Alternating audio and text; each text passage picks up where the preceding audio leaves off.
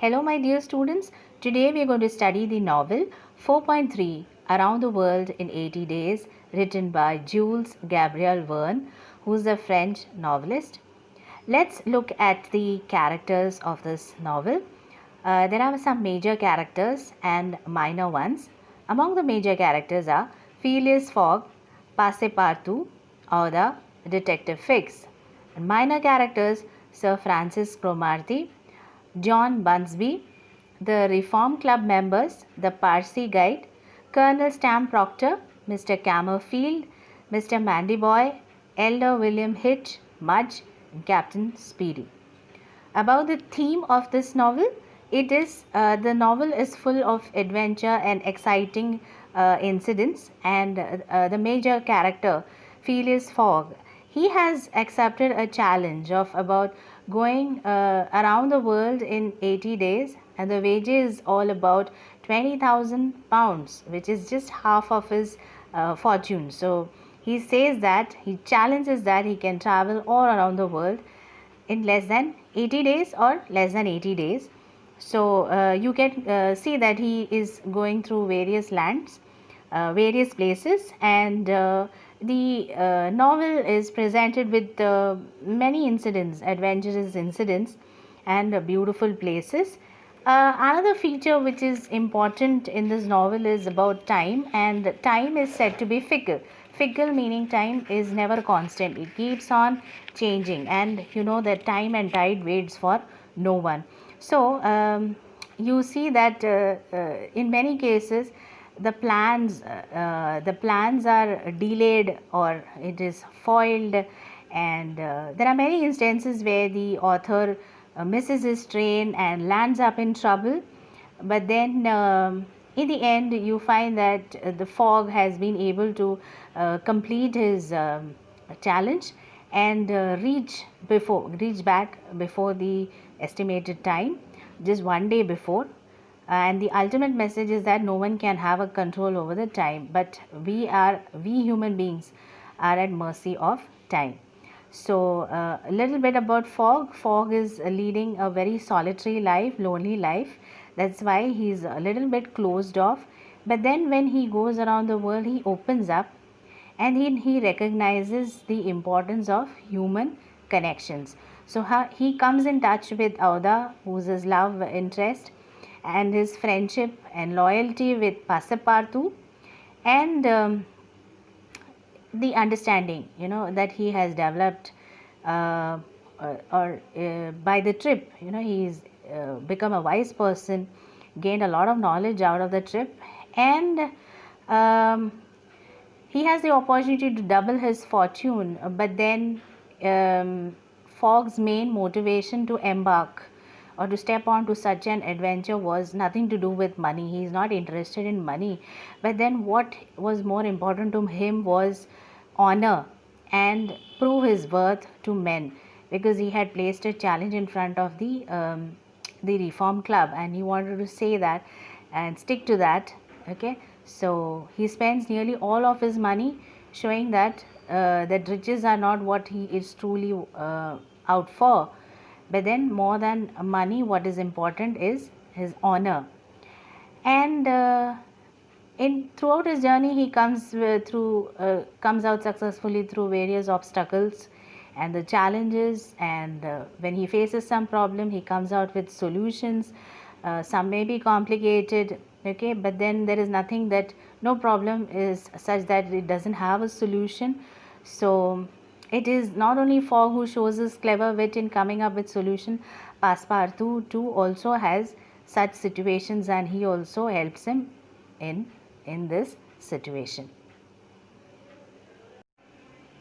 Now let us move on to the plot. Plot is a series of events that connect and make up a story.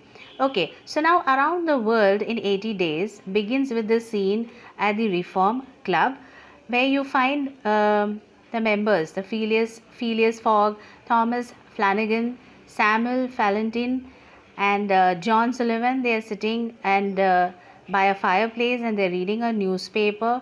You come to know that Fogg is a person who regularly visits the Reform Club, And while they are sitting over there and talking, they happen to take up the topic of the recent bank robbery that has taken place, and that conversation has led to a wager. Wager is a bet, and Fogg here takes up that challenge, and he says that he can go around the world in 80 days.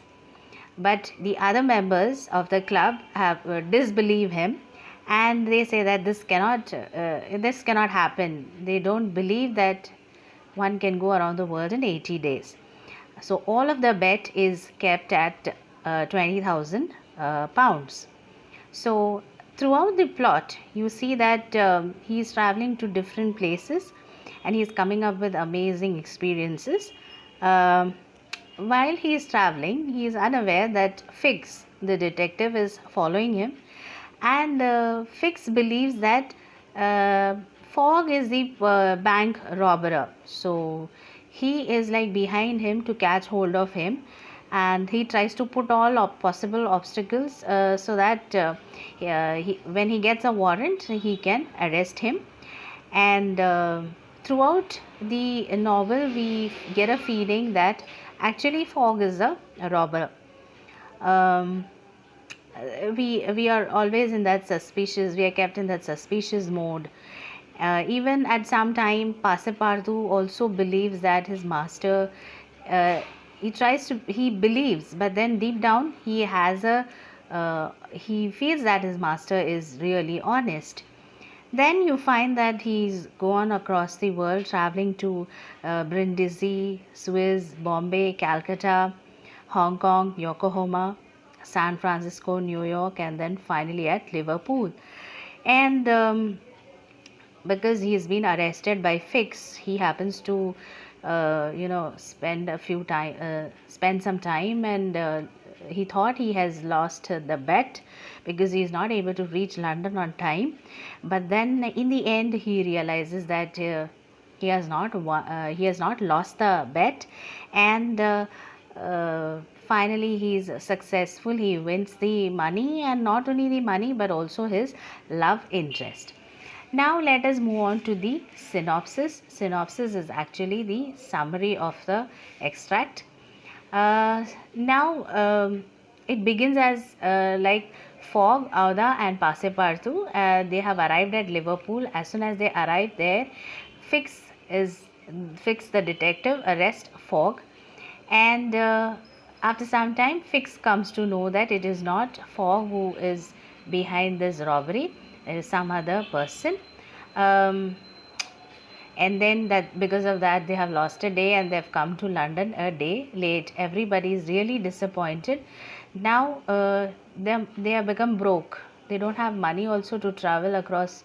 They don't have money left to travel more, and they feel that they have lost the bet. Phileas is very much upset, and he locks himself in the room. Even Auda and Passepartout also feels very bad about it. Finally, Fogg goes and apologizes Auda, his love interest, that he's not able to take care of her properly the way he wants to and provide her with all the comfort.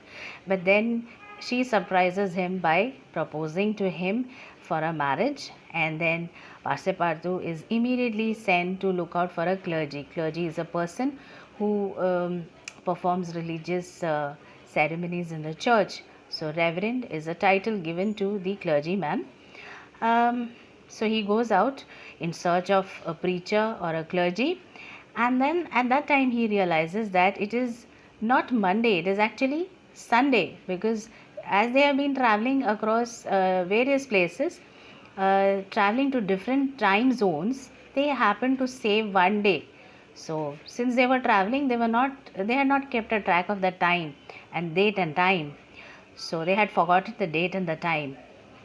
And then when Passepartout realizes that they are not actually wasted a day, but they have actually gained a day without losing much of time, what he does is he immediately goes to Fogg, grabs hold of him, and then he shoves him into the car, just pushes him into the cab, and then takes him to the Reform Club just to proof that they have won the bet. They are back on time and they have won the bet. So now it's a double celebration for them, because not only Fogg has won the bet of 20,000 pounds, but he has also won the heart of a lovely lady, Auda.